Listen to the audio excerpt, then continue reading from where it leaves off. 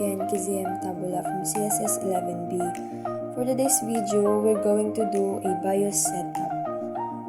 Ang una po natin gagawin ay restart po natin ang ating PC. Then, habang nag-restart po ito, need po nating pindutin ang F2 or ang delete. Tsaka lang po tayo titigil pag napunta na po tayo sa boot. Diyan po sa may advance, dapat po lahat po ng nandyan is naka-enable po.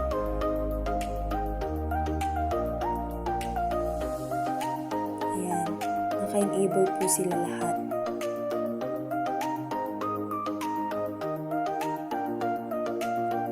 Now, we're here into the boot. Yung boot mode po, dapat naka-UEFI po siya.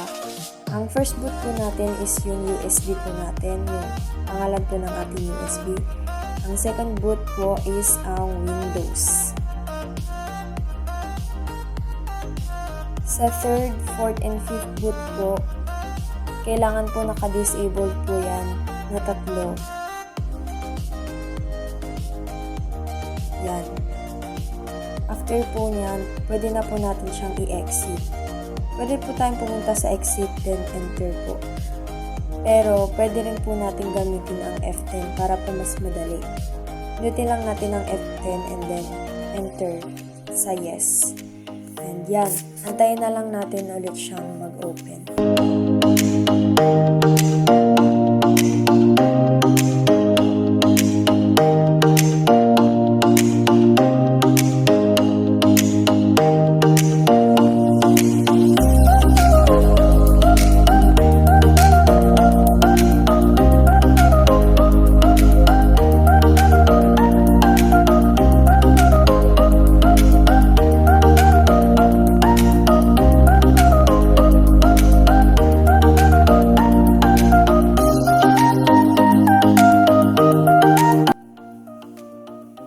So, ayan.